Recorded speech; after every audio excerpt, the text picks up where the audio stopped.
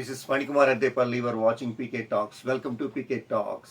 IPL 2026 season number 19 match number 22కి వచ్చేసాం. ఈ మ్యాచ్ వచ్చేసి CSK versus KKR, Chennai versus Kolkata knight riders. ఈ మ్యాచ్ ఎక్కడ జరుగుతుంది, పిచ్ రిపోర్ట్ ఎలా ఉంటుంది, రెండు టీంల బలాబలాలేంటి, ఈ మ్యాచ్లో టాస్ గెలిచి ఏం తీసుకోవాలి అండ్ ఈ మ్యాచ్లో ఎవరు గెలుస్తారు అనే అనాలిసిస్ గురించి కూడా తెలుసుకుందామా. Welcome to PK talks. ఈ మ్యాచ్ వచ్చేసి CSK versus KKR, Chennai super Kings versus Kolkata knight riders. ఈ మ్యాచ్ వచ్చేసి చెన్నైలోని చపాక్ స్టేడియంలో జరుగుతుంది అన్నమాట.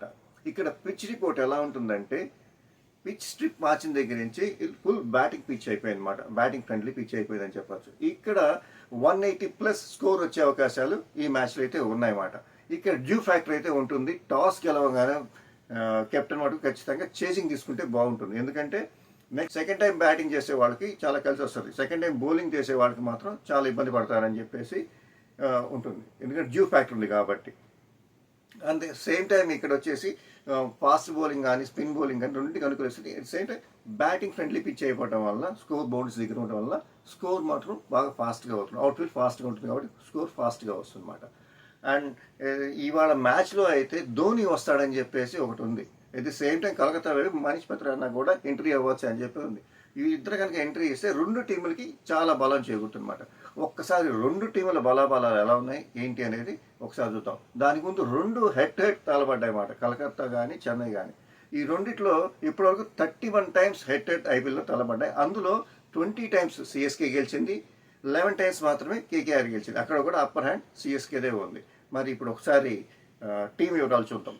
సిఎస్కే సంజు శాంసన్, రుతురాజ్ గైక్వాడ్, ఆయుష్ మాత్రే, సర్ఫరాజ్ ఖాన్, శివన్ దూబే, కార్తిక్ కానీ ధోని కానీ వచ్చే అవకాశాలు ఉన్నాయి. జిమ్ వార్టన్, ఎరెన్, నూర్ అహ్మద్, ఖలీల్ అహ్మద్, ముఖేష్ చక్రవర్తి అండ్ హెన్రీ. ఇది చెన్నై టీం.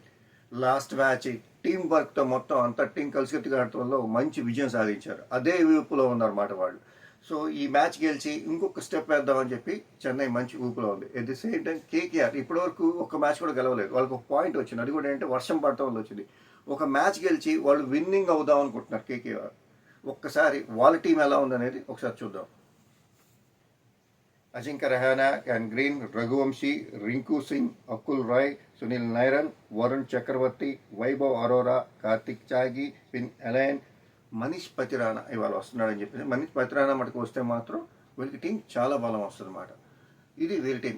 రెండు టీములు చూసుకుంటే నాకు తెలిసినంత వరకు ఒక అనాలిసిస్ ప్రకారం, పీకే టాక్ అనాలిసిస్ ప్రకారం ఈ మ్యాచ్ చెన్నై సూపర్ కింగ్స్ గెలిచే అవకాశాలు ఎక్కువగా ఉన్నాయి. 55% మాత్రం చెన్నై సూపర్ కింగ్స్ గెలుస్తుందని ఒక చిన్న అనాలిసిస్ మాత్రమే.